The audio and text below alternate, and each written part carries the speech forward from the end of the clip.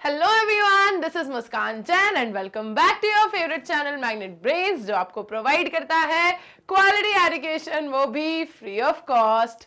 आज हम स्टार्ट करने वाले हैं एक नया चैप्टर, एक नई यूनिट, विच इज आपकी जो यूनिट है भाई। सबसे पहले मैं यूनिट के बारे में बता दूं, पहले मैं बताने वाली थी चैप्टर के बारे में, पर ना, यूनिट, राइट। ये जो आपकी यूनिट है, देखो आपको पता है आपकी 1st to 5th unit class 11th में कंप्लीट हो चुकी है। 6th 7th 8th 9th 10th आप यहाँ करते हो, ठीक है। 6th and 7th यूनिट हम कंप्लीट कर चुके हैं, राइट। और 7th जो यूनिट थी वो मैक्सिमम वेटेज वाली थी।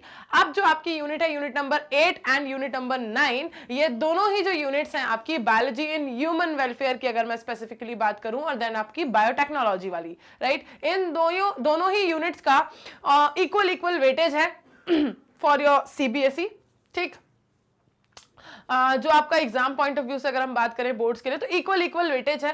और कंटेंट की अगर हम बात करेंगे, कॉन्सेप्ट्स किस तरह के इसके अंदर हैं, तो अगर कंपैरेटिवली देखोगे तो जो आपकी यूनिट नंबर 9 है उससे ये आपको बहुत इजी लगेगी, क्योंकि यार इसका यूनिट का नाम ही सोचो ना, बायोलॉजी इन ह्यूमन वेलफेयर। आपको आसपास की सारी बायोलॉजी इसके अंदर पढ़नी है, ठीक है। आसपास होने वाली जितनी भी कॉमन डिजीजेस होती हैं ह्यूमन बींग्स में, कौन कौन सी डिजीजेस होती हैं, किस किस तरह की डिजीजेस होती हैं, किन रीजन से वो डिजीज कॉज होती है और कैसे उसे क्योर किया जाता है, ये सारी चीजें ह्यूमन हेल्थ एंड डिजीजेस को आपको इस चैप्टर में पढ़ना है। देन आएगा आपका फिर नेक्स्ट चैप्टर, और वो भी कैसा होगा, बिल्कुल माइक्रोब्स इन ह्यूमन वेलफेयर। तो वहां आपको माइक्रोब्स के बारे में पढ़ना है। तो ये दोनों ही जो चैप्टर हैं ये आपके बिल्कुल जनरल नॉलेज वाले चैप्टर्स हैं, ठीक। तो इन चैप्टर्स को पढ़ने में भाई मजा भी आता है, इंटरेस्ट भी आता है और इजी भी लगता है। तो ये चैप्टर्स हम कंप्लीट कर लेते हैं, जो कि ऑलमोस्ट इक्वली वेटेज कैरी करता है आपकी नेक्स्ट यूनिट के साथ भी।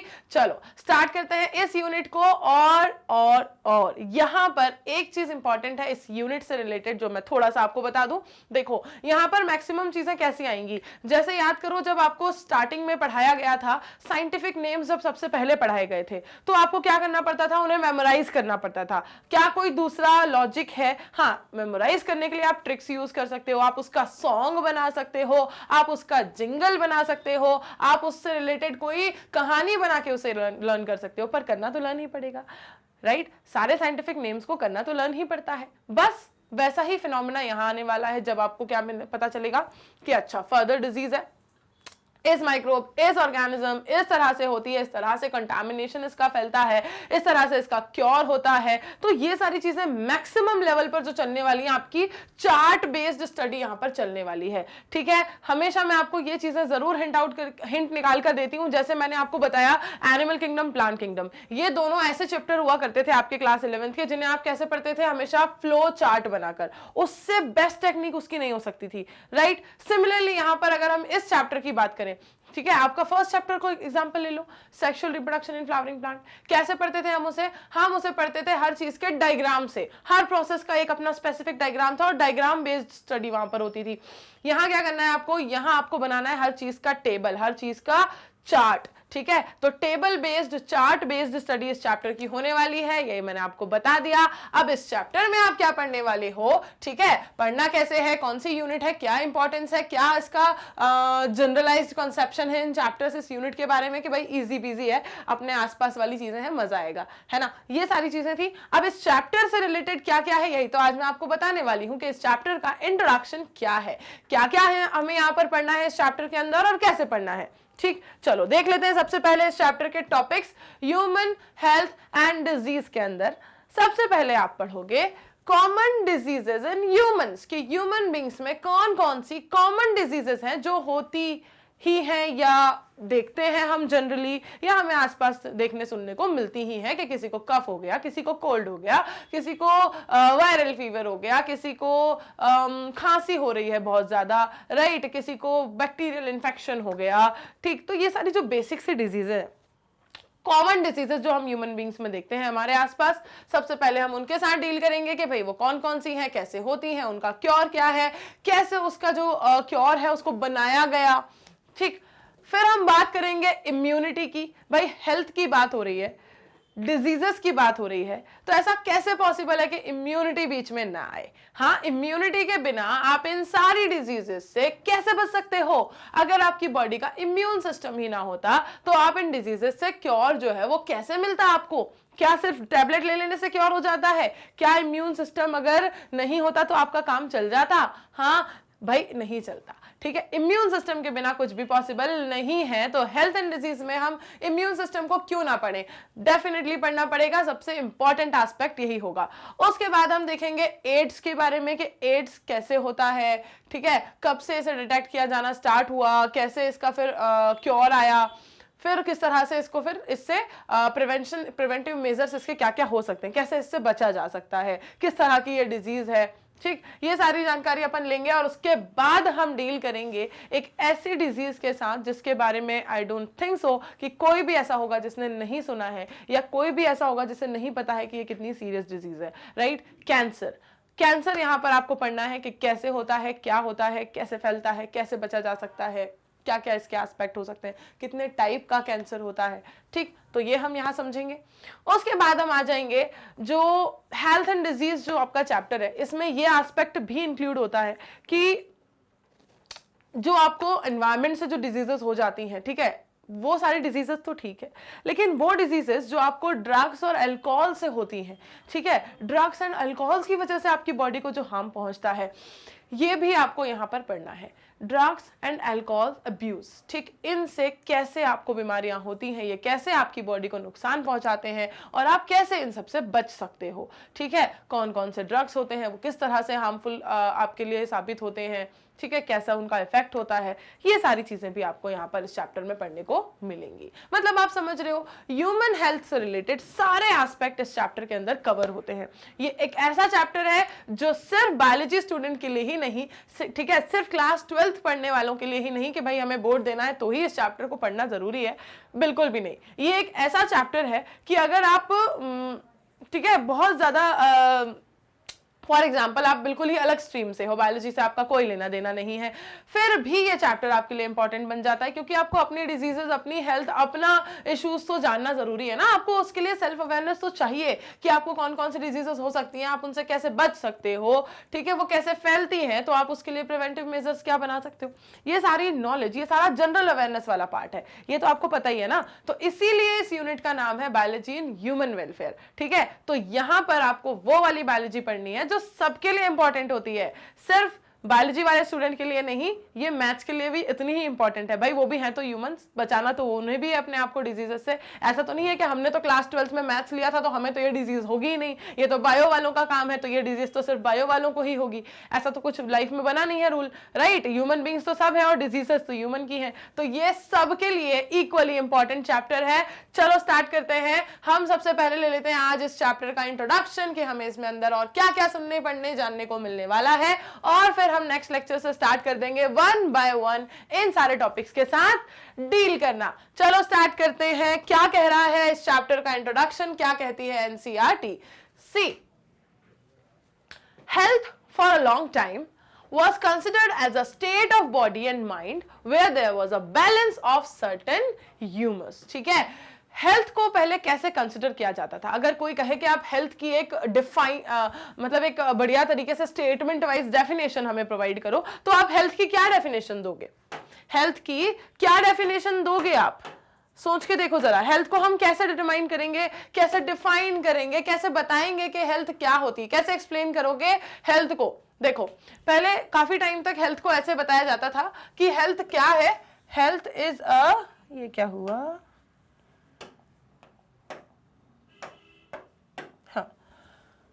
health for a long time was considered as a state of body and mind where there was a balance of certain humors। ठीक है, बॉडी और माइंड की वो स्टेट जब दोनों के बीच में क्या हो, बैलेंस हो। ठीक है, बॉडी और माइंड अगर दोनों के बीच बैलेंस हो, ठीक है, बॉडी जैसा कर रही है वो बिल्कुल ब्रेन के कंट्रोल एंड रेगुलेशन के अकॉर्डिंग कर रही है, कंप्लीटली उसके कंट्रोल में है, कंप्लीटली ब्रेन के द्वारा रेगुलेट की जा रही है, या फिर ब्रेन जैसे हमारी बॉडी को ऑपरेट करवा रहा है वो वैसे ही चल रही है। ऐसा नहीं कि ब्रेन के अकॉर्डिंग जो है वो बॉडी फंक्शन नहीं कर रही, या मतलब एक कंप्लीट वो हेल्दी स्टेट जिसके अंदर ब्रेन और बॉडी दोनों की, ठीक है, सिग्नल भेजना और सिग्नल को रिसीव करना, ठीक है, कोई एक ऑर्डर देना और उस ऑर्डर के अकॉर्डिंग रिएक्ट करना, यही फिनोमिना चलता है, यही रिलेशनशिप चलता है ब्रेन और बॉडी के बीच में। तो जब तक इन दोनों के बीच में एक बैलेंस बना हुआ है तब तक आप किसी पर्सन को क्या कहते हो कि ही इज और she is in a healthy state, है ना, उसे क्या कहते हैं कि हेल्दी स्टेट में कहते हैं, अगर उसकी बॉडी और माइंड के बीच में एक बैलेंस बना हुआ है। ये डेफिनेशन थी हेल्थ की। Then this is what early Greeks like Hippocrates as well as Indian Ayurveda system of medicine asserted. ये वो डेफिनेशन है हेल्थ की जिसे जो हमारे अर्ली आयुर्वेदा सिस्टम था, इंडियन आयुर्वेद सिस्टम, इसके द्वारा बताया गया, और जो ग्रीक्स थे उन लोगों ने भी इसी चीज को क्या दिया, इसी स्टेटमेंट को एग्री किया कि भाई हेल्थ को हम ऐसे ही डिफाइन कर सकते हैं। ठीक है, इन लोगों ने भाई इस तरीके से इसको डिफाइन किया। उसके बाद अगर मैं बात करूं तो it was thought that persons with black bile belong to hot personality and would have fevers. तो ऐसा माना गया, देखो चैप्टर को पढ़ते वक्त क्या होता है, उससे रिलेटेड जो भी अर्ली कंसेप्शंस थे, पहले जैसा उसके बारे में माना जाता था, फिर धीरे धीरे धीरे करके किस तरह से उसकी अप्रोच चेंज हुई, क्या जो पहले था वही आज तक थोड़ा थोड़ा इंप्रोवाइज होता आया, या पहले जो थे वो कंप्लीटली मिसकंसेप्शंस थे और उनको ब्रेक करके नई नई डिस्कवरीज से नए स्टेटमेंट्स को दिया गया, नई डेफिनेशंस को दिया गया। ये पूरी जो हिस्ट्री होती है, इसे क्या कहते हैं हम, हिस्ट्री। ठीक है, तो वो पूरी हिस्ट्री हमें सबसे पहले पढ़नी होती है, चाहे वो चैप्टर कोई भी हो, चाहे वो टॉपिक कोई भी हो। तो वैसे ही हेल्थ के बारे में पहले क्या बोला जाता था, क्या माना जाता था, क्या कहा जाता था, हम वहां से स्टार्ट कर रहे हैं, और फिर आज हेल्थ की क्या डेफिनेशन है, उसे कैसे बोला जाता है, कैसे माना जाता है, और क्या उसमें आज आपको चेंजेस देखने को मिले हैं, यहां तक हमें पहुंचना होता है ना। हिस्ट्री से प्रेजेंट तक हमें हर चैप्टर में पहले पहुंचना होता है, उसके बाद स्टार्ट होते हैं उसके टॉपिक्स, है ना। तो चलो हिस्ट्री तो अपन ने स्टार्ट कर दी कि भाई पहले ग्रीक्स और इंडियन आयुर्वेद सिस्टम ने यही माना कि हेल्थ जो है वो एक कंप्लीट बैलेंस्ड स्टेट है between the body and the mind. अब हम बात करें कि ऐसा माना गया कि जो पर्सन्स जिनको, ठीक है, ब्लैक बाइल है वो हॉट पर्सनालिटी से बिलोंग करते हैं और उन्हें फीवर हो सकता है। अब इस बात का मतलब क्या है, इस स्टेटमेंट का मतलब क्या है, this idea was arrived by pure reflective thought. ठीक है, ये जो आइडिया था ये कंप्लीटली सिर्फ जैसे हम किसी चीज को देख के कुछ सोचते हैं, ठीक है, हमने सोचा कि यार यहाँ पर ये जो पेड़ है ये इतना ज्यादा ग्रीन इसलिए है क्योंकि यहाँ पे शायद शेडो की वजह से ये कलर मुझे ऐसा दिख रहा है, हो सकता है जैसे शेडो की वजह से चीजें डार्क दिखती हैं, तो मैं सोच रही हूँ कि यार ये जो पेड़ मुझे यहाँ पर दिखाई दे रहा है इसकी लीव्स मुझे बहुत ज्यादा डार्क ग्रीन दिखाई दे रही है, हो सकता है इसलिए क्योंकि बगल में एक बहुत बड़ा पेड़ है और इसके ऊपर शेडो है। ठीक, तो मैंने सिर्फ क्या किया, अपने थॉट्स को रिफ्लेक्ट किया, मैंने उसका कोई अभी साइंटिफिक प्रूफ नहीं दिया है, मैंने अभी आपको कोई उसकी फोटो खींच के नहीं दिखाई है कि भाई देखो प्रूफ है मेरे पास, सच में डार्क दिख रहा है ना, कुछ मैंने नहीं किया, मैंने सिर्फ अपने थॉट को रिफ्लेक्ट किया, मैंने सिर्फ अपने थॉट को रिफ्लेक्ट किया कि भाई मुझे ऐसा लगता है कि ये जो बड़ा पेड़ है इसकी शेडो की वजह से ये जो छोटा पेड़ है इसकी लीफ मुझे बहुत ज्यादा डार्क दिख रही है। मैंने सिर्फ अपने थॉट को रिफ्लेक्ट किया है, मैंने आपको कोई स्टेटमेंट ऐसा बिल्कुल प्री डिफाइंड स्टेटमेंट नहीं दे दिया, मैंने आपको कोई ऑफिशियल स्टेटमेंट नहीं दिया, मैंने आपको कोई प्रूफ नहीं दिया, सिर्फ अपने थॉट को रिफ्लेक्ट किया। ठीक है, तो it is just a reflective thought. ठीक है, अब अगर हम बात करें डिस्कवरीज की, एक्सपेरिमेंट्स की, प्रूफ्स की, तो see the discovery of blood circulation by William Harvey using experimental method. देखो अब डिस्कवरी और एक्सपेरिमेंटल मेथड की बात हो रही है ना, डिस्कवरी और एक्सपेरिमेंटल मेथड की बात हो रही है कि जब ब्लड सर्कुलेशन को डिस्कवर किया किसने, विलियम हार्वे ने। कितनी इंपॉर्टेंट बात निकल कर आई, कितनी इंपॉर्टेंट बात निकल कर आई कि ब्लड सर्कुलेशन किसने डिस्कवर किया, विलियम हार्वे, राइट। सी, तो the discovery of blood circulation by William Harvey using experimental methods, और उन्होंने ये जो डिस्कवरी की है ये कोई सिर्फ ऐसा थॉट्स रिफ्लेक्ट नहीं किए हैं, ये कैसा था, ये एक एक्सपेरिमेंटल मेथड के थ्रू उन्होंने बताया है। कौन सा मेथड, क्या, जरा देख लो। सी, उन्होंने एक्सपेरिमेंटल मेथड को यूज किया and the demonstration of normal body temperature in persons with black bile using thermometer disproved the good humour hypothesis of health. ठीक है, ये जो कहा जा रहा था कि भाई ये जो ब्लैक बाइल वाले लोग हैं इन सबको क्या होगा, ये बड़े हॉट पर्सनालिटी हैं और ये इन हॉट पर्सनालिटी वाले लोगों को तो बढ़िया फीवर होना चाहिए क्योंकि इनका टेम्परेचर कैसा है, बहुत हाई होगा इनकी बॉडी का। ठीक है, तो ये सिर्फ एक रिफ्लेक्शन ऑफ थॉट था, इस बात का उन्होंने प्रूफ दे दिया। कैसे दे दिया कि भाई थर्मामीटर से नाप लो टेम्परेचर, हाँ, ब्लड सर्कुलेशन नाम की चीज हमने डिस्कवर कर ही दी है। नाप लो टेम्परेचर, पता चल जाएगा कि इनको, ये लोग बॉडी बड़ी इनकी हॉट है या नहीं है, ये इनको फीवर होगा या नहीं होगा, पता चल जाएगा। अब पता चल जाएगा वाली कंडीशन के लिए उन्होंने क्या किया, सबसे पहले तो डिस्कवर कर दिया किस चीज को, कि ब्लड सर्कुलेशन नाम की चीज होती है। ये बहुत इंपॉर्टेंट पॉइंट है कि ब्लड सर्कुलेशन किसने डिस्कवर किया। ब्लड सर्कुलेशन को डिस्कवर किया विलियम हार्वे ने। और उसके बाद फिर उन्होंने एक एक्सपेरिमेंटल मेथड यूज किया कि नॉर्मल बॉडी टेम्परेचर जो होता है उसे हम थर्मामीटर से नाप लेते हैं भाई। थर्मामीटर से फिर जब इन ब्लैक बाइल वाले लोगों का टेम्परेचर नापा गया तो ये जो इनका कॉन्सेप्ट था कि ब्लैक बाइल वाले हॉट लोग को फीवर हो जाएगा, ये हॉट लोग को फीवर होने वाली बात उन्होंने क्या कर दी, डिसअप्रूव कर दी। क्या कर दी, डिसअप्रूव कर दी। ठीक है, ये सारी जो हिस्ट्री से आपको, देखो मैंने बता दिया है कि आपको सब कुछ जनरल ही पढ़ना है, सच में जनरल ही पढ़ना है भाई, लेकिन आपको पहले हेल्थ एंड डिजीज की हिस्ट्री से प्रेजेंट पर आना पड़ेगा, फिर प्रेजेंट में सब कुछ जनरलाइज जाएगा। अभी आप पढ़ रहे हो हिस्ट्री, ठीक है, आज आप क्या पढ़ोगे, कंप्लीट हिस्ट्री। ठीक, अब हिस्ट्री में सबसे पहले आपने क्या सुना कि हेल्थ के बारे में सबसे पहले दी गई डेफिनेशन ये थी कि हेल्थ क्या है, एक बैलेंस स्टेट है between the body and the mind. अब इनकी बैलेंस स्टेट के बारे में इससे किस किसने एग्री किया, एग्री किया हमारे इंडियन आयुर्वेद सिस्टम ने, राइट, और अर्ली ग्रीक्स ने एग्री कर लिया। उसके बाद फिर देखा गया कि भाई किसी ने एक जनरली अपने थॉट को रिफ्लेक्ट कर दिया है कि जो ब्लैक बाइल वाले लोग हैं ये बड़े हॉट लोग हैं और इनको तो फीवर हो सकता है। ठीक है, इनको तो फीवर रहता ही रहता होगा, इनका टेम्परेचर बहुत हाई रहता होगा। फिर आए कौन, विलियम हार्वे। विलियम हार्वे आए, उन्होंने क्या किया, ब्लड सर्कुलेशन को डिस्कवर कर दिया।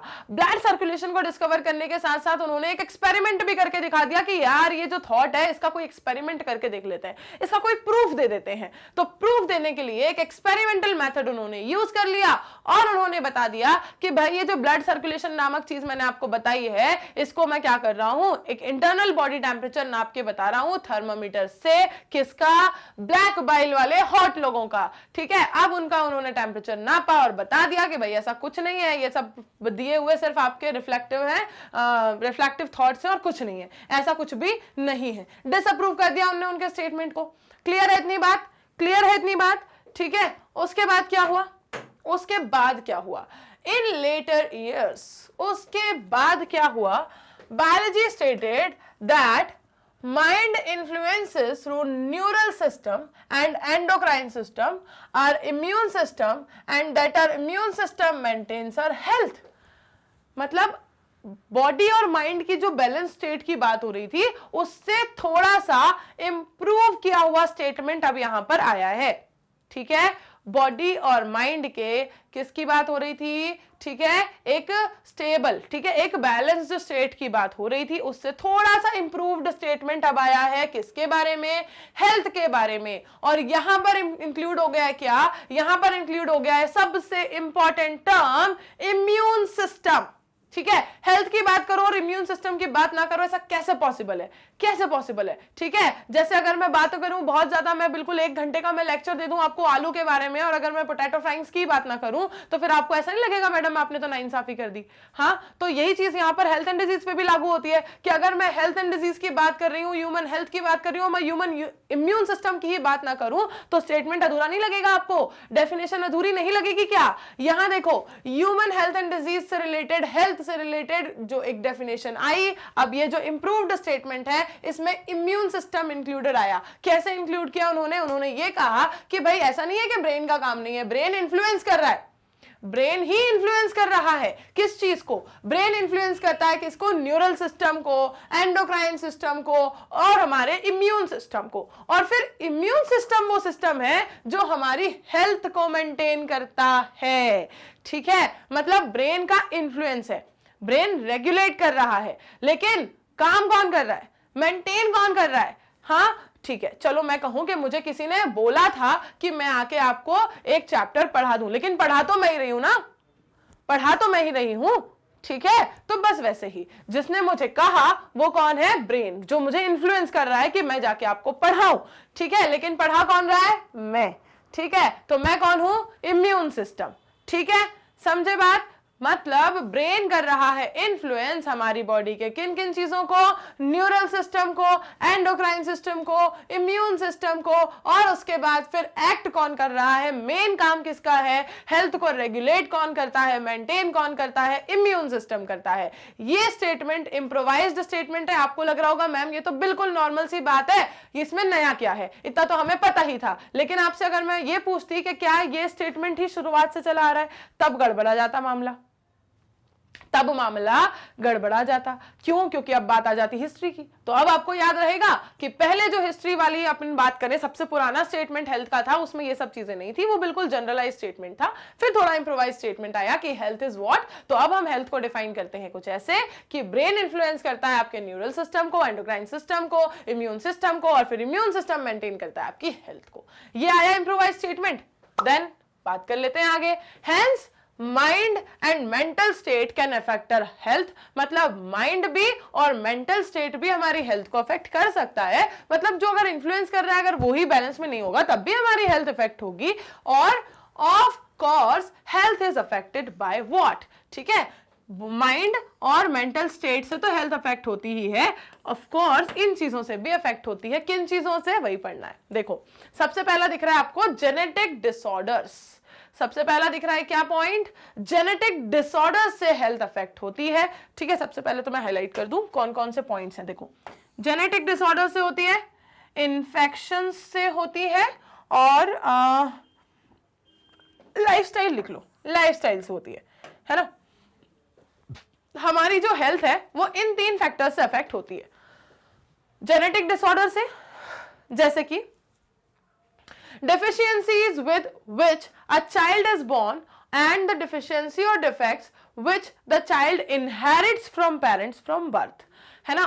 वो deficiencies जो चाइल्ड में पैदा होते वक्त ही आ गई हैं, या फिर वो deficiencies जो उसमें पैदा होने के वक्त पेरेंट्स से इनहेरिट होके आई हैं, है ना। तो इस तरह की deficiencies इन्हें जेनेटिक डिसऑर्डर्स कहेंगे। ये जेनेटिक डिसऑर्डर से हेल्थ अफेक्ट होती है। ठीक है, उसमें उसकी क्या गलती है, अगर उसके अंदर उसके पेरेंट्स को अगर डायबिटीज था और उसको भी डायबिटीज हो गया, भले उसने कभी जलेबी नहीं खाई, तो इसमें उसकी क्या गलती है। ठीक है, ये क्या है, ये तो जेनेटिक डिसऑर्डर है ना, ये तो इनहेरिट होके आया है। ठीक है, अच्छा, अब अगर मैं बात करूं इन्फेक्शंस की, तो हाँ भाई इन्फेक्शंस फैलते हैं, उसमें भी हमारी क्या गलती है बताओ। हाँ, मैं अगर दिन रात आइसक्रीम खा रही हूँ, फिर मैं बोल दूं कि मुझे ठंडी लग गई, मुझे सर्दी हो गई, तो मेरी क्या गलती है उसमें, कोई गलती है मेरी? यस। देखो, तो एग्जाम्पल यहां पर क्या बनेगा कि अगर आपको किसी इन्फेक्शन के थ्रू अगर कोई बीमारी हो जाती है जहां पे आपने जानबूझ के उसको इनवाइट नहीं किया, पर वो इन्फेक्शन आपके यहाँ पर आ गया भाई, तो वो भी एक कॉज है, उससे भी हेल्थ आपकी अफेक्ट होती है। ठीक है, और उसके बाद लाइफस्टाइल, हमारा लाइफस्टाइल कैसा है। अगर हम बहुत ज्यादा हाइजीनिक रहते हैं, अगर हम चीजों को क्या करते हैं, बिल्कुल हाइजीन को मेंटेन करके रखते हैं, ठीक है, इन्फेक्शंस होने वाले जितने भी चांसेस हैं उन सबको हम रिड्यूस करके रखते हैं, तो हमारे हेल्थ को अफेक्ट होने के चांसेस कम हो जाते हैं। लेकिन अगर हम बहुत ही ज्यादा अनहाइजीनिक है, ठीक है, हमने कहीं से भी कुछ भी कैसा भी इम्प्योर वाटर पी लिया, ठीक है, हमने बढ़िया तरीके से कहीं पे भी जाके बिल्कुल अनहाइजीनिक सी पानी पूरी खा रहे हैं हम दिन रात सुबह शाम, राइट, और हम बहुत ज़्यादा अनहाइजीनिक सा फूड खा रहे हैं दिन रात, तो ऐसी अगर हरकतें हम करेंगे तो भाई फिर हेल्थ तो अफेक्ट होनी है, उसमें फिर कोई आके आपको बचा नहीं सकता, वो तो हेल्थ अफेक्ट होनी ही होनी है। या तो शॉर्ट टर्म इफेक्ट देखने को मिल जाएगा या लॉन्ग टर्म इफेक्ट देखने को मिल जाएगा, पर हेल्थ तो अफेक्ट होकर ही रहेगी, कोई रोक नहीं सकता उसको। ठीक है, तो ये सारे कुछ फैक्टर्स हैं जिनसे आपकी हेल्थ अफेक्ट होती है। अब हम बात कर रहे थे किसकी, इंप्रोवाइज स्टेटमेंट तक हम आ गए। ठीक है, ये जो जरा यहां पर आपने देखा है ना, हिस्ट्री पढ़ते पढ़ते इसको जरा एक बार रीड आउट कर लो, इसको भूलना मत बस पूरे चैप्टर में। चलो देखते हैं नेक्स्ट चीजें। ये तो सारे वो फैक्टर्स थे जिनसे आपकी हेल्थ अफेक्ट होगी। अब देखते हैं कि जो टर्म हेल्थ है, ठीक है, this term health is very frequently used by everybody. ठीक है, हर कोई बात करता रहता है हेल्थ की, भाई हेल्दी है, ये हेल्दी है, वो हेल्दी है, ये हैबिट्स को तक आप हेल्दी बोलते हो, this is the healthy habit, this is unhealthy, right. हर जगह आप हेल्थ वर्ड यूज करते ही हो, बिल्कुल जनरल टर्म है ये, सभी हेल्थ वर्ड यूज करते हैं। पर हम उसे डिफाइन कैसे करते हैं, हम कैसे डिफाइन करते हैं, सी हम कैसे डिफाइन करते हैं, health does not simply mean absence of disease और फिजिकल फिटनेस। हेल्थ का मतलब सिर्फ यही नहीं होता कि अगर आपको कोई डिजीज नहीं है, ठीक है, तो आप हेल्दी हो गए, या फिर अगर फिजिकल फिटनेस अकेली है, ठीक है, तो आप हेल्दी हो गए। तो सिर्फ इन चीजों से हेल्थ डिफाइन नहीं होती, तो फिर किससे होती है? फिर किससे होती है? It could be defined as a state of, it could be defined as a state of complete physical, mental and social wellbeing. अब सोचो जरा, आपको लग रहा होगा मैम ये जो लाइन आपने यहां पर बोल के बता दी जरा हमको, ये हमें लग रही है सुनी सुनी सी। क्यों लग रही है? क्योंकि रिप्रोडक्टिव हेल्थ पढ़ के आए हो, राइट? वहां पर भी यही पढ़ा था कि रिप्रोडक्टिव हेल्थ क्या है? इट इज टोटल वेलबींग, है ना? इसे क्या कहा गया था? स्टेट ऑफ टोटल वेलबींग, ठीक है? इमोशनल एस्पेक्ट, सोशल एस्पेक्ट, सारे एस्पेक्ट उसके अंदर इंक्लूडेड थे, ठीक? तो बस वैसा ही कहानी यहां पर है, पर वो स्पेसिफिकली रिप्रोडक्टिव हेल्थ की बात थी और ये जनरलाइज्ड हेल्थ की बात हो रही है। पर यहां भी कॉन्सेप्ट सेम है। It is a state of complete wellbeing, physical aspect भी और मेंटल एस्पेक्ट भी और सोशल वेलबींग भी। मतलब अगर कोई एक ऑर्गेनिज्म, कोई एक ह्यूमन बीइंग, ठीक है, आइदर मेल और फीमेल, अगर वो, ठीक है, फिजिकली कंप्लीटली फिट है, ठीक है, बॉडी के सारे ऑर्गन सही वर्क कर रहे हैं, बॉडी के सारे पार्ट्स अवेलेबल हैं, हाथ है, पैर है, नाक है, मुंह है, कान है, सर है, गला है, सब कुछ है, सब कुछ है, सब वर्क कर रहा है, लेकिन मेंटल रिटार्डनेस अगर है तो क्या वो हेल्दी कहलाएगा? ठीक है, हेल्थ कहीं ना कहीं किसी ना किसी टर्म से, किसी ना किसी एस्पेक्ट पर तो अफेक्ट हो गई, राइट? और अगर मैं कहूं कि भाई मेंटली भी ठीक है, फिजिकली भी ठीक है, लेकिन अगर जो सोशल वेलबींग है, अगर वहां पर कोई इफेक्ट आ गया, ठीक है, वहां पर अगर कोई दिक्कत आ गई, कोई मतलब अगर वहां पर कुछ भी चीजें अगर कम होती हैं, तो उस वजह से भी फिर जो हेल्थ है वो क्या होगी? अफेक्ट होगी। मतलब आप समझ लो कि आपको फिजिकल एस्पेक्ट, मेंटल एस्पेक्ट और सोशल वेलबींग, तीनों एस्पेक्ट्स के साथ जब आप बात करोगे एक टोटल वेलबींग की, that person will be defined as a healthy person, ठीक है? तो हेल्थ की डेफिनेशन क्या निकल कर आई? कैसे बताओगे आप उसे? जो आप बोलते हो ना कि बस एब्सेंस ऑफ डिजीज, मुझे तो कोई बीमारी नहीं है, मैं तो हेल्दी हूं, ठीक है, मैं तो मतलब अगर मुझे कोई फिजिकल फिटनेस है मेरे अंदर, तो भाई अगर मैं कह दूं कि भाई मैं तो जिम जाके मेरे अंदर फिजिकल फिटनेस आ गई, तो क्या मैं हेल्दी हूं? ठीक, ऐसा नहीं होता भाई। टोटल वेलबींग की आपको बात करनी है हमेशा जब भी आप दे रहे हो एक proper definition for a health. तो भाई अ state of complete wellbeing, physical, mental, social. समझे बात? जैसे रिप्रोडक्टिव हेल्थ की डेफिनेशन थी, सेम टू सेम आएगी आपकी कहां पर? इस हेल्थ की डेफिनेशन, ठीक? अब बात कर लेते हैं कि हमने अभी तक कितने स्टेटमेंट्स पढ़े। सबसे पहला स्टेटमेंट हमने पढ़ा था अबाउट हेल्थ, सबसे पुराना, कि हेल्थ क्या है? एक balanced state of mind and body, that's it. कुछ उसमें एक्स्ट्रा इंक्लूडेड नहीं था। किस किसने उसे एक्सेप्ट किया था? ग्रीक्स ने और हमारा एंशिएंट आयुर्वेदा। अब अगर हम बात करें, फिर थोड़ा सा इंप्रूव करके उस स्टेटमेंट को दिया गया, तो कैसे दिया गया?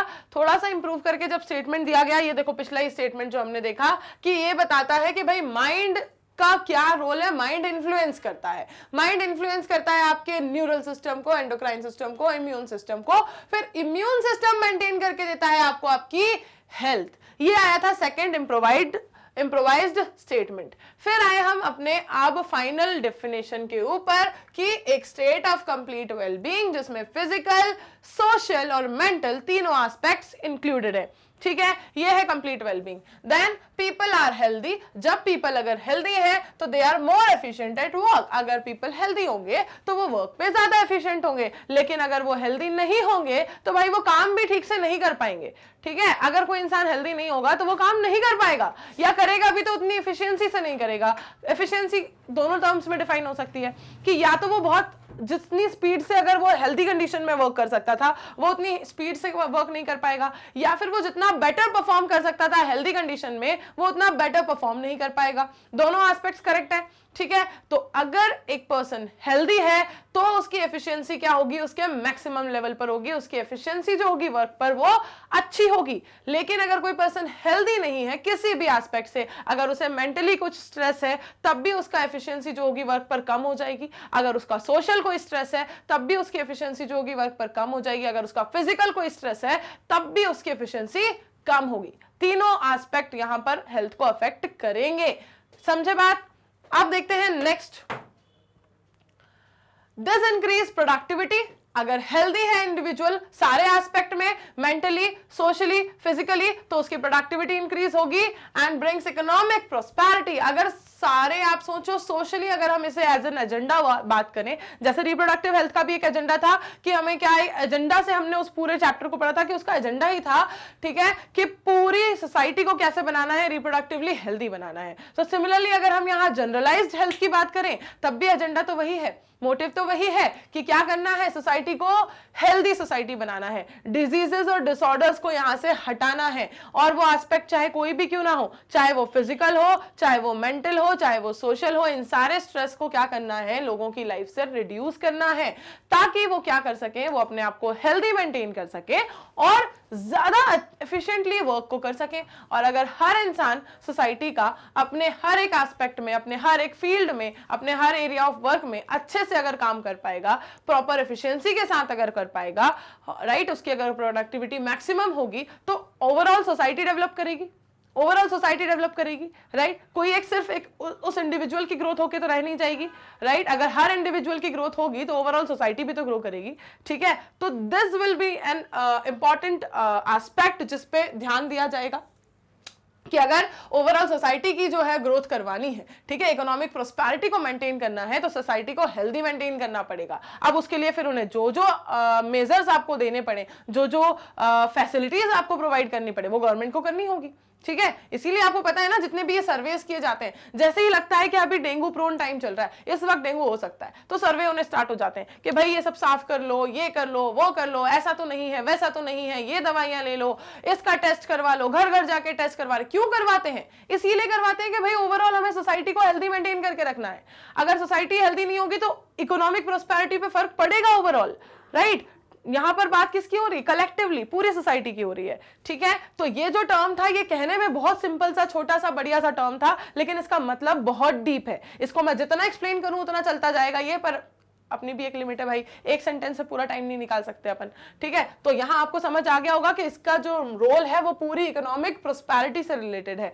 नाउ हेल्थ जो है वो किसी पर्सन के लॉन्गेटिविटी को भी इंक्रीज करती है कि भाई अगर वो हेल्दी तरीके से जी रहा है अपनी लाइफस्टाइल को, तो उसकी एज जो होगी वो, मतलब अगर हम जो एक एस्पेक्ट है कि भाई मौत तो कभी भी आ सकती है, इस चीज को अगर हम हटाएं, सिर्फ हम बात करें किसकी, कि जो डिजीजेज एंड डिसऑर्डर की वजह से जो हेल्थ डेथ होती है, अगर सिर्फ हम उन वाली डेथ की बात करें, तो अगर इंसान हेल्दी लाइफस्टाइल को परस्यू करता है तो उसकी जीने की जो पॉसिबिलिटीज होंगी वो ज्यादा होंगी कि भाई वो ज्यादा जिएगा, ठीक है।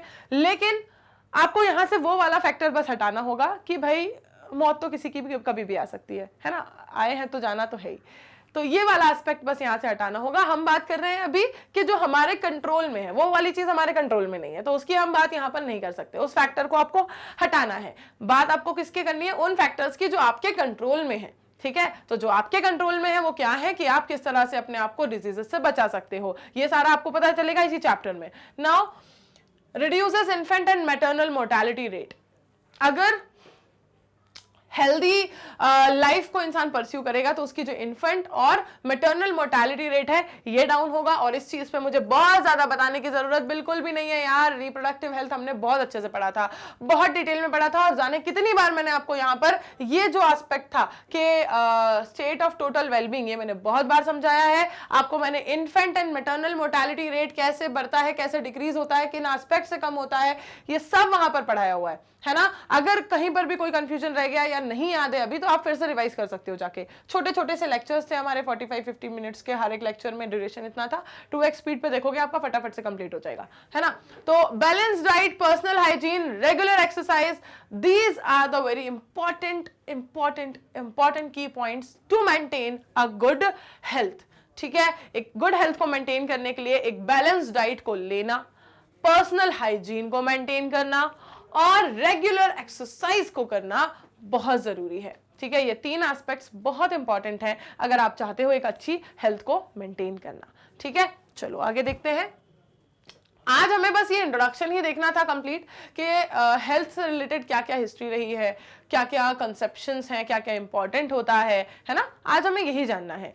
नेक्स्ट लेक्चर से हम स्टार्ट कर देंगे कॉमन डिजीजेस इन ह्यूमंस, ठीक। चलो, तो योगा की बात अब यहां पर कैसे ना हो जब बात हो रही है फिजिकल एक्सरसाइज की।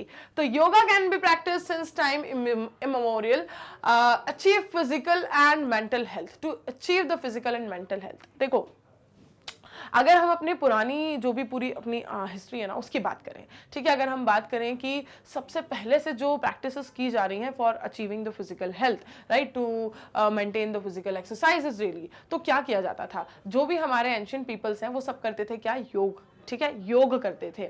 योग के बारे में ऐसा नहीं है कि आज किसी को ना पता हो, आज भी सबको उसके बारे में बहुत अच्छे से पता है, उसका रिलेवेंस पता है। आपको पता है कि कितने सारे योगासन होते हैं, उन सबका कितना इमीडिएट इफेक्ट देखने को मिलता है, ठीक है। अगर आपने आज आपको लग रहा है कि आपकी बॉडी में फ्लेक्सिबिलिटी रिड्यूस हो रही है, आप उतना ज्यादा फ्लेक्सिबल फील नहीं कर पा रहे हो, या आपको लगता है कि आपकी बॉडी उतनी ज्यादा फ्लेक्सिबल नहीं फील कर पा रही है जितनी पहले कर रही थी, एकदम से बहुत ज्यादा जाम सी फील हो रही है बॉडी, अगर आपने 3 दिन मैं सिर्फ एक एग्जांपल दे रही हूं, अगर आपने 3 से 4 दिन सूर्य नमस्कार करके देख लिया, अगर आपने उसके सारे के सारे स्टेप्स कर लिया, आपको इमीडिएटली देखने को मिलता है कि अब आपकी बॉडी में फ्लेक्सिबिलिटी बढ़ रही है। इमीडिएटली देखने को मिलता है कि आपकी बॉडी की फ्लेक्सिबिलिटी बढ़ रही है। पहले जो सर आप बिल्कुल पैरों पर टिका नहीं पा रहे थे, अब वो धीरे धीरे धीरे करके थोड़ा ज्यादा इंप्रूव होने लग गया है। तो ये सारे जो इमीडिएट इफेक्ट्स हैं भाई, योगा की अल्टीमेट इंपॉर्टेंस है, राइट। तो हम वहां तो नहीं जा रहे हैं, हम वही बात कर रहे हैं कि फिजिकल एक्सरसाइज को मेंटेन करने के लिए, फिजिकल हेल्थ को मेंटेन करने के लिए पहले से प्रैक्टिस की जाने वाली एक्सरसाइज कौन सी है? योगा, ठीक है। योग को प्रैक्टिस किया जा रहा है। Awareness about diseases and their effect on different bodily functions. अब बात अगर हम करें डिजीजेस से बचने की, है ना, हेल्थ, एक्सरसाइज, फिटनेस, इन सबको मेंटेन करने के अलावा जो भी डिजीजेस हमें हो सकती हैं, ठीक है, हम भले बहुत अच्छे से एक्सरसाइज कर रहे हैं, बहुत सब कुछ कर रहे हैं, लेकिन अगर हमें पता ही नहीं है कि भाई अगर हम कंटामिनेटेड वाटर को पी लेंगे तो हमें क्या हो सकता है, ठीक है, हमें टाइफाइड हो सकता है, हमें बहुत सारी डिजीजेस उससे हो सकती हैं। अगर हमें ये चीज पता ही नहीं होगी तो हम उससे बचेंगे कैसे? हाँ, तो हमारे लिए अवेयरनेस सबसे ज्यादा जरूरी है। इसीलिए मैंने कहा कि ये चैप्टर सबके लिए बहुत इंपॉर्टेंट है, इक्वली इंपॉर्टेंट है, हर एक इंसान के लिए इंपॉर्टेंट है। 12th का है तो भी, बहुत छोटी क्लास का है तो भी, और बहुत बड़ी क्लास का है तो भी, हर एक इंसान के लिए ये चैप्टर इक्वली इंपॉर्टेंट होता है।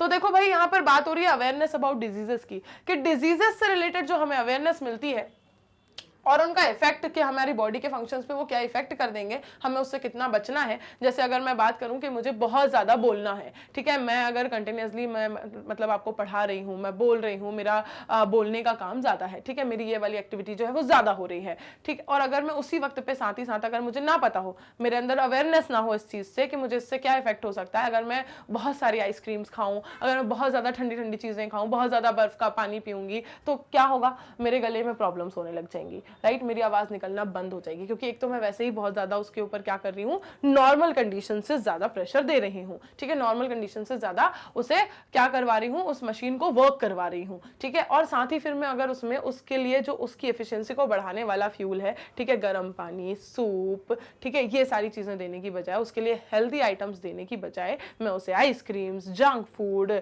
कोल्ड कॉफी और बर्फ का पानी ये सब देने लग जाऊंगी, तो वो क्या करेगा? जाम हो जाएगा भाई, बिल्कुल जाम हो जाएगा, राइट। तो ये सारी चीजों के बारे में अगर मुझे अवेयरनेस ही ना हो, अगर मुझे पता ही ना हो, तो मैं कैसे बचूंगी? ये बताओ, अगर मुझे ये सारी चीजों के बारे में पता ही ना हो, मैं कैसे बचूंगी? तो मुझे पता होना चाहिए कि भाई गले में दिक्कत हो सकती है, मुझे पता होना चाहिए कि गला जाम भी होता है ना, मुझे ये पता होना चाहिए, और कैसे होता है, उसका क्या इफेक्ट होता है, मुझे ये भी पता होना चाहिए। तो ये सारी कंप्लीट अवेयरनेस आपको इस चैप्टर में मिलती है, ठीक है, इससे ही आप हेल्थ को मेंटेन कर सकते हो। तो awareness about diseases and their effect on different bodily functions, अलग अलग बॉडी के फंक्शंस पे उसका क्या इफेक्ट होगा। वैक्सीनेशन किस किस चीज का अवेलेबल है, जैसे मैं कहूं कि हेपेटाइटिस, ठीक है, अब मैं तो नहीं जा रही कहीं पे हेपेटाइटिस लेने, लेकिन अगर मुझे हो जाए तो मुझे क्या करना पड़ेगा कि भाई इसके होने के चांसेस होते हैं, तो आप इससे बच जाओ। कैसे बचोगे? वैक्सीनेशन ले लो पहले ही, हाँ, वैक्सीनेशन ले लो पहले ही। आप तो नहीं जा रहे कहीं पे, आप पूरे प्रिकॉशंस रख रहे हो, लेकिन फिर भी कहीं से अगर आपको हो गया कोविड तो क्या करोगे? वैक्सीनेशन ले लो पहले ही, राइट। तो वैक्सीनेशन एक ऐसी चीज है जिससे आप क्या कर सकते हो, किसी डिजीज का अगर पता है कि ये डिजीज होती है, उसकी वैक्सीन बन चुकी है और इससे बचना मुश्किल है, तो आप उसका वैक्सीनेशन पहले लेके बैठो भाई, ठीक है, क्यों लापरवाही करना। तो this is the process involved. Proper disposal of waste, waste का proper disposal, control of vectors, उन वेक्टर्स मतलब क्या, वो चीजें जिनसे वो डिजीज फैलती है, जो उस डिजीज को लेके जाते घूमते हैं यहाँ से वहां, है ना। जैसे मैं बात करूं मच्छर की, तो कितनी सारी डिजीज लेके घूमता है वो अपने साथ साथ, तो वो क्या है? वेक्टर है, ठीक है। तो maintenance of hygiene in food, food में हाइजीन को मेंटेन करना। आज आपका मन किया, आपने सुबह बनाया कुछ और आपको अंदाजा तो था नहीं कि कितना बनेगा, आपने बना दिया 5-6 दिन का इकट्ठा, ठीक है, और आपने उसको तरीके से स्टोर करके नहीं रखा, आपने रख के छोड़ दिया उसको किचन के प्लेटफॉर्म पे, ना आपने उसे कवर किया, ना ढाका, ना उसे गर्म रखा, ना उसे बार बार गर्म करा, ना उसे फ्रिज में रखा, ठीक है, उसके टेम्परेचर को आपने ध्यान ही नहीं दिया, बस आपने तो बना दिया, मन करा आपका तो एकदम से बर्थडे ऐप बनाने के लिए आपने 4-5 दिन का बना दिया। आप उस वक्त तो खा लिया, बहुत अच्छा लग रहा है, कोई दिक्कत नहीं, शाम को आए घूमते फिरते फिर खा लिया, अगले दिन आए सुबह घूमते फिरते फिर खा लिया, अगली शाम को आए फिर घूमते फिरते फिर खा लिया। आपने ये तो देखा ही नहीं कि भाई आपने उसको तरीके से मेंटेन तो किया ही नहीं था, हाइजीन तो रखा ही नहीं था। अब उसमें हो सकता है कि चलो ठीक है ऐसी चीज थी खराब नहीं हुई, चलो ऐसी चीज थी कि जैसे जो लिक्विड चीजें होती हैं वो तो फटाफट से खराब होती है, चलो वो खराब नहीं हुई, लेकिन ऐसा तो हो सकता है ना उसपे बहुत सारी मक्खियां आके बैठी हो, वो भी तो वेक्टर्स है डिजीजेस की। हो सकता है उसपे बहुत सारे मच्छर आके बैठे हो, वो भी तो वेक्टर्स है बहुत सारी डिजीजेस के, अपने पैरों में चिपका के लाते हैं डिजीजेस को, इन्फेक्शंस को, ठीक है। तो ये सब चीजों से फिर आपको क्या हो जाएगी, डिजीज हो जाएगी। फिर आप बोलोगे मैंने तो बढ़िया खाया था, हेल्दी घर का खाना, हाँ मैंने तो खाया ही नहीं बाहर का, मैंने तो खुद बना के खाया था, फिर कैसे दिक्कत हो गई। तो ऐसे ही हुई यार, आपने हाइजीन मेंटेन नहीं किया। हाइजीन मेंटेन करना पड़ेगा आपको फूड से रिलेटेड, वाटर रिसोर्सेज से रिलेटेड हाइजीन मेंटेन करना पड़ेगा, ताकि क्या हो सके, एक गुड हेल्थ को अचीव किया जा सके। तो भाई एस्पेक्ट तो बहुत सारे हैं, ठीक है, मेजर्स तो बहुत सारे हैं हेल्थ को मेंटेन करने के लिए। अब उन सबको कैसे अचीव किया जाता है वहां देख लेते हैं, ठीक है। अब उन सबको कैसे अचीव किया जाता है वो देख लेते हैं। When the functioning of one or more organs or systems of the body is adversely affected, जब क्या हो, अगर किसी एक ऑर्गन या एक से ज्यादा ऑर्गन की फंक्शनिंग जो है वो अफेक्ट हो जाए बॉडी की, तो क्या होगा, it is characterized by appearance of various signs and symptoms, we say that we are not healthy, that is we have a disease, ठीक है। अगर हमारे बॉडी के किसी भी ऑर्गन की फंक्शनिंग में कुछ भी दिक्कत आती है तो हमें उससे कुछ साइंस मिलते हैं। ऐसा नहीं है कि हमें उसकी पता ही नहीं चलता, हम तो बेखबर बेसबर बेखबर, हमें कुछ पता ही नहीं दुनिया के बारे में और ना अपने बारे में, ऐसा नहीं होता। अगर मैंने आज रात को बिल्कुल मेरा मन किया, मैंने बहुत ज्यादा आइसक्रीम खाई, बहुत सारी आइसक्रीम्स खाई, ठीक है, और आइसक्रीम्स खा के मैंने एकदम बर्फ का पानी पी लिया और मैं सो गई, ठीक है, और सुबह उठ के मैंने जो बोलना शुरू किया, मैं सुबह 7 बजे से लेकर 10 बजे तक बोले जा रही हूँ, 12 बजे तक बोले जा रही हूँ, रुक ही नहीं रही हूँ मैं, ठीक है, लगी हूँ मैं अपने दोस्तों के साथ बातें करने में। अब बताओ मेरे थ्रोट के ऊपर कितना इफेक्ट पड़ेगा। एक तो आपने उसको प्रॉपर फूड नहीं दिया, दूसरा आपने उसको प्रॉपर रेस्ट नहीं दिया, तीसरा आप उससे एक्सेसिव वर्क करवा रहे हो, ठीक है। अब बताओ क्या वो चुपचाप अंदर अंदर बस खराब होता रहेगा? नहीं, वो आपको साइन देगा। क्या साइन देगा? आपकी आवाज नहीं निकलेगी, ठीक है, आवाज बहुत खराब हो जाएगी, या फिर आपका गला बहुत ज्यादा दर्द भी करेगा साथ ही साथ। ये सब क्या है? ये सारे साइंस हैं, ये सारे सिम्टम्स है कि भाई आइसक्रीम ज्यादा हो गई है, ये सारे सिम्टम्स है कि भाई बर्फ का पानी ज्यादा था, ठीक है, ये सारे सिम्टम्स है कि भाई बहुत ज्यादा बोल रहे हो मत बोलो। ये सब क्या है? ये सब सिम्टम्स है, ठीक है। ये सारे वो साइंस है जो आपको आपकी बॉडी देती है कि भाई कुछ गलत चल रहा है, इसको ट्रीट कर लो इससे पहले कि पूरा खराब हो जाए, ठीक है। ये सारे साइंस, ये सारे सिम्टम्स आपको मिलते हैं जब भी आपकी बॉडी को कोई भी डिजीज, कुछ भी प्रॉब्लम होती है, किसी भी तरह से आपकी हेल्थ अफेक्ट होती है, ठीक है। ये सारे साइंस आपको मिलते हैं। तो दीज आर द साइंस, जिन्हें कहते हैं हम क्या?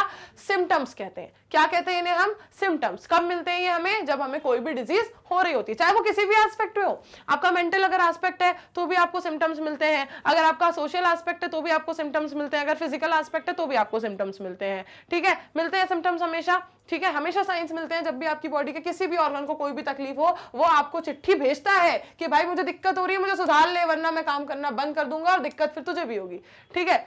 Diseases can be broadly grouped into infections and non infections. अब इन डिजीजेस को आप किस तरह से ग्रुप कर सकते हो? इन्फेक्शियस डिजीज और नॉन इन्फेक्शियस डिजीज।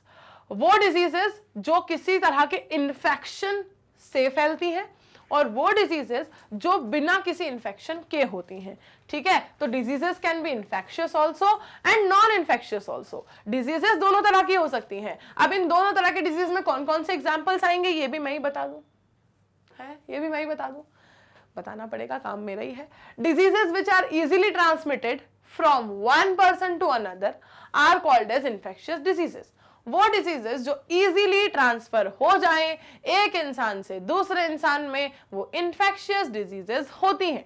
जैसे कि आपको हुई सर्दी, आपने उठाया एक हैंकी, आपने छींका दिन भर और उस हैंकी को आपने बचा के नहीं रखा, ना आपने उसे वॉश किया और उस हैंकी को आपने दे दिया किसी भी बेबी को हाथ में, ठीक है। बेबीज की आदत होती है, कोई भी चीज है उठाई हाथ में, ठीक है, खाने लग गए, टच करने लग गए, हर चीज को उठा के घूम रहे हैं, ठीक है। तो आपने उस चीज का ध्यान नहीं रखा और वो हैंकी चला गया उस बच्चे के हाथ में और उसने उसको पता नहीं कहां कहां टच किया, खाया, जो भी करा, उसको भी हो गई सर्दी, ठीक है, फैला दिया आपने इन्फेक्शन, कैसे? आपकी लापरवाही से। तो ये इन्फेक्शन वो वाले इन्फेक्शन है जो हुए कैसे? बहुत ही इजीली ट्रांसमिट, जो इजीली पहुंच गए एक इंसान से दूसरे इंसान में। तो those infections which can easily be transferred from one person to another are called as infectious diseases. Those infections या those diseases लिखो, ठीक है, diseases. तो those can be the most infectious diseases, है ना, जो easily एक इंसान से दूसरे इंसान में पहुंच जाए। नॉन इन्फेक्शियस की बात कैसी है? नॉन इन्फेक्शियस की बात जैसे मैं करूं कि भाई डायबिटीज है ना, मुझे डायबिटीज है, तो क्या वो मेरे बगल में कोई अगर इंसान आके बैठ जाएगा उसको डायबिटीज हो जाएगा क्या? ठीक है, बताओ, मुझे डायबिटीज है, ठीक है, और किसी बगल वाले इंसान को अगर मैं कहूं कि भाई वो सिर्फ मेरे पास बैठा हुआ है, तो क्या उसको भी डायबिटीज हो जाएगा? नहीं होगा। लेकिन अगर मुझे कफ एंड कोल्ड है और मैं छींक रही हूं बढ़िया तरीके से दिन भर और मेरे बगल में कोई इंसान बैठा है, तो उसको डेफिनेटली कफ एंड कोल्ड होगा, डेफिनेटली होगा। ठीक है, हाँ, ये बात अलग है कि उसको इन्फेक्शन होने के बिल्कुल अर्ली स्टेज में उसको पता था कि हाँ भाई मेरे बगल में मैडम छींक रही थी दिन भर, मुझे भी हो सकता है, तो उसने पहले प्रिकॉशन ले लिया, ठीक है, तो वो बच सकता है उससे, वो एक अलग बात है, वो प्रिकॉशन अलग बात है, लेकिन होगा, इन्फेक्शन तो फैलेगा। ठीक, तो बात हम कर रहे हैं इन्फेक्शन के फैलने की फिलहाल, ठीक है। तो इन्फेक्शन जहां फैलता है, जब डिजीज एक से दूसरे में पहुंचती है, उसे आप काउंट करोगे इन्फेक्शियस डिजीजेस में, और वो डिजीजेस जिसका इन्फेक्शन नहीं फैलता, ठीक है, जैसे कि बात करें हम डायबिटीज की, उसका इन्फेक्शन नहीं फैलता ना, है ना, तो इस तरह से ऐसी डिजीजेस क्या कहलाएंगी? नॉन इन्फेक्शियस डिजीजेस कहलाएंगी। ये दो कैटेगरी समझ आ गई कि डिजीजेस को कैसे पुट करना है आपको अगर डिजीज ऐसी मिले जो एक से दूसरे में इनहेरिट नहीं, ट्रांसफर हो रही है, ठीक है, एक से दूसरे को इन्फेक्ट कर रही है, तो वो इन्फेक्शियस है। और आपको डिजीज अगर इस तरह की मिले जो एक से दूसरे में नहीं फैलती, है ना, तो वो कैसी है? इन्फेक्शियस डिजीजेस नहीं है, नॉन इन्फेक्शियस है। आप देखो, infectious disease are very common and everyone of us suffers from them, है ना। इन्फेक्शियस डिजीज बहुत ज्यादा कॉमन होती हैं क्योंकि यार हमें नहीं पता ना कि आसपास कौन कौन सा इंसान आके यहाँ पे, मैं यहाँ पर हूँ, ठीक है, मुझे नहीं पता मुझसे पहले यहाँ पे कौन से 10 लोग आके छींक के गए हैं, ठीक है, अब उन्होंने तो यहाँ पर छोड़ दिया इन्फेक्शियस कॉजिंग जो भी ऑर्गेनिज्म था उसको, ठीक है, मैं आई यहाँ पर, मैं इनहेल कर रही हूँ, इन्फेक्शन मेरे अंदर चला गया, मेरी क्या गलती है अगर मुझे कफ एंड कोल्ड हो गया? बताओ, मेरी कोई गलती है? हाँ, क्या अगर मेरी कोई गलती है? अगर मैं यहाँ आई हूँ और यहाँ पहले से अगर कोई इन्फेक्शन कॉजिंग ऑर्गेनिज्म था, मैंने इनहेल किया, वो मेरी सांस से अंदर चला गया, तो क्या इसमें मेरी कोई गलती है? क्या मैं इससे बच सकती थी? नहीं। तो इसीलिए इन्फेक्शियस डिजीजेस कैसी होती हैं? बहुत ही कॉमन होती हैं, है ना, क्योंकि उनके फैलने के तरीके इतने मतलब ऐसे हैं कि आप उससे बचना बहुत ही मुश्किल हो जाता है। ठीक है, ऐसा नहीं है कि इसके कोई प्रिकॉशंस नहीं है, इसके भी हैं, पढ़ेंगे उनके बारे में भी हम कि इनके क्या प्रिवेंटिव मेजर्स होते हैं, इनसे भी बचा जा सकता है, पर फिर भी ये कंपैरेटिवली ज्यादा कॉमन डिजीजेस हैं। ठीक है, तो these are very common and everyone of us suffers from them at some time or other. Some of the diseases, infectious diseases like AIDS are fatal. इनमें से कुछ इन्फेक्शियस डिजीजेस जैसे कि एड्स, ठीक है, जैसे कि एड्स, ये ऐसी डिजीज होती हैं कि अगर ये हो गई तो फिर इनसे बचा नहीं जा सकता। हाँ, डिले किया जा सकता है मौत को कि आज नहीं आएगी कल आएगी, पर है तो भाई ये फेटल डिजीजेस, ठीक है, ये फेटल डिजीजेस ही होती हैं, इस सच्चाई से आप मुंह नहीं मोड़ सकते। ठीक है, these kind of diseases are fatal diseases. और तो और एड्स को पता है क्या कहा जाता है? सेल्फ इन्वाइटेड डिजीज कहा जाता है। और ये मैं कुछ नया नहीं बता रही हूँ, ये मैंने आपको रिप्रोडक्टिव हेल्थ में बताया हुआ है। ठीक है, एड्स को क्या कहा जाता है? सेल्फ इन्वाइटेड डिजीज, मतलब इंसान ने खुद कहा कि भाई मुझे डिजीज हो जाए, that kind of disease it is. Then among non infectious diseases, अब अगर हम बात करें नॉन इन्फेक्शियस डिजीजेस की, तो cancer is the major cause of death. Non infectious disease में अगर हम बात करें तो डेथ तक पहुंचाने वाली सबसे बड़ी डिजीज जो अभी फैल रही है, जो अभी जिसके बारे में आप सब जानते हो, वो है कौन सी? कैंसर। ठीक है, नॉन इन्फेक्शियस डिजीजेस में जो डिजीज सबसे ज्यादा डेथ्स को कॉज कर रही है, मौत तक पहुंचा रही है, वो है कैंसर, जिसके बारे में आपको पढ़ना है। समझ रहे हो ना, ये एड्स और कैंसर, इन दोनों के बारे में क्यों आपको इतना ज्यादा तरीके से इस चैप्टर में पढ़ाया जा रहा है कि भाई अभी से अवेयर हो जाओ, अभी से अवेयर हो जाओ। ठीक, then drug and alcohol abuse also affect our health adversely. साथ ही साथ ड्रग और अल्कोहल अब्यूज भी हमारी हेल्थ को उतना ही एडवर्सली अफेक्ट करते हैं। अब देखो, एनसीईआरटी में जो चैप्टर्स मेंशन होते हैं, आपके सिलेबस, आपके करिकुलर में जो चैप्टर्स मेंशन होते हैं, इस तरह के जो चैप्टर्स होते हैं उन सबका एक मोटिव होता है। जैसे रिप्रोडक्टिव हेल्थ को, ठीक है, जैसे सेक्स एजुकेशन को अगर स्कूल लेवल पर लॉन्च किया गया तो उसका मोटिव क्या था कि भाई इसी एज ग्रुप के लोग क्या थे, सबसे ज्यादा प्रोन थे इस डिजीज से, सबसे ज्यादा टारगेट जो पीपल थे, जो एज ग्रुप था वो क्या था, 19-20 से 24 ईयर्स वाला एज ग्रुप, ठीक। तो ये वाला जो एज ग्रुप था, इनको अगर क्या करना था भाई, 12-13 से स्टार्ट थी एज जो भी थी, ठीक है। तो अगर इनको क्या करना था, आपकी स्कूल लेवल पे भाई वो चीज स्टार्ट हो रही है, ठीक है, स्कूल लेवल से लेके आपकी कंप्लीट एजुकेशन पीरियड। तो ये वाली जो एज ग्रुप थी, इसको अगर क्या करना है, अवेयरनेस प्रोवाइड करनी थी रिलेटेड टू सेक्स एजुकेशन, तो उसके लिए बेस्ट वे क्या हो सकता था कि स्कूल लेवल पर इस अवेयरनेस को दे दिया जाए। तो सिमिलरली आपको रिप्रोडक्टिव हेल्थ के बारे में बताया गया, और सिमिलरली यहां पर आपको जनरल हेल्थ के बारे में भी बताया जा रहा है, ताकि अवेयरनेस जो है वो यहीं से माइंड में स्टैब्लिश हो जाए। एड्स से रिलेटेड भी, कैंसर से रिलेटेड भी, और ड्रग्स एंड अल्कोहल के अब्यूज से रिलेटेड भी, ठीक है, ये जितने भी एडिक्शंस होते हैं, इन सब से रिलेटेड इस चैप्टर में सबसे ज्यादा फोकस किया जाएगा, ताकि ये अवेयरनेस आप लोगों को अभी मिल जाए, इन केस फ्यूचर में आप लोग कभी भी इन चीजों से अफेक्ट ना हो, आपकी हेल्थ अफेक्ट ना हो, ठीक है। चलो आगे देखते हैं। अब इस चैप्टर में आपको, जैसे मैंने बताया कि इसका मोटिव क्या है, ठीक है, क्यों ये चैप्टर आपको यहां पर पढ़ाया जाता है, क्यों जनरलाइज्ड वे में इसकी बात की जाती है, क्यों ये चैप्टर इतना जनरल रखा गया है, ना कि एकदम डीप टच टू बायोलॉजी है, ठीक है। ये आपको इतना जनरलाइज चैप्टर इसलिए दिया गया है ताकि आप अपनी हेल्थ को भी मेंटेन रख सको, ठीक है, और ये अवेयरनेस आज ही से, अभी से स्कूल लेवल पर ही आपको मिल जाए, ठीक। तो ये इसका बहुत ही इंपॉर्टेंट मोटिव है, जिसकी तरफ आपका ध्यान होना चाहिए, ना कि सिर्फ आपको टॉपिक पढ़ना है, कॉन्सेप्ट पढ़ना है, लर्न करना है, मेमोराइज करना है, सिर्फ इस पर ध्यान नहीं होना चाहिए, इसका मोटिव भी आपको याद रहना चाहिए, ठीक है। तभी इसका जो रियल मोटिव था वो अचीव हो पाएगा, आप सब तक वो अवेयरनेस को पहुंचाना, ठीक। अब इस चैप्टर की बात हमने कर ली, इसका इंट्रोडक्शन हमने ले लिया, इसकी हिस्ट्री हमने जान ली, और करंट डे में हम इसको कैसे डिफाइन करते हैं हेल्थ को, कि भाई it is a total well being, physical, ठीक है, सोशल, मेंटल, सारे एस्पेक्ट में इंसान अगर हेल्दी है तभी उसकी प्रोडक्टिविटी मैक्सिमम होगी, तभी वो एफिशिएंट होगा एट हिज और हर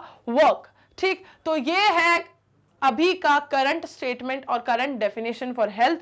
और इसके बारे में अगर हम बात करें कि माइंड से कैसे इसको रिलेट किया गया है, तो यही कहा गया है कि भाई माइंड जो है वो इन्फ्लुएंस करता है हमारे न्यूरल सिस्टम को, हमारे एंडोक्राइन सिस्टम को, हमारे इम्यून सिस्टम को, लेकिन मेंटेन करने का काम किसका है, इम्यून सिस्टम का है, ठीक है। मेंटेन कौन करता है, इम्यून सिस्टम मेंटेन करता है। तो यहां तक आपको हेल्थ से रिलेटेड सारी चीजें आज क्लियर हो गई होंगी, आपको पता चल गया है कि किन दो कैटेगरीज में हमने इसे बांट रखा है, इन्फेक्शियस डिजीज में और नॉन इन्फेक्शियस डिजीजेस में। अब हम नेक्स्ट लेक्चर से स्टार्ट कर देंगे पढ़ना about the some common diseases occurs or found or detected in human beings, ठीक है।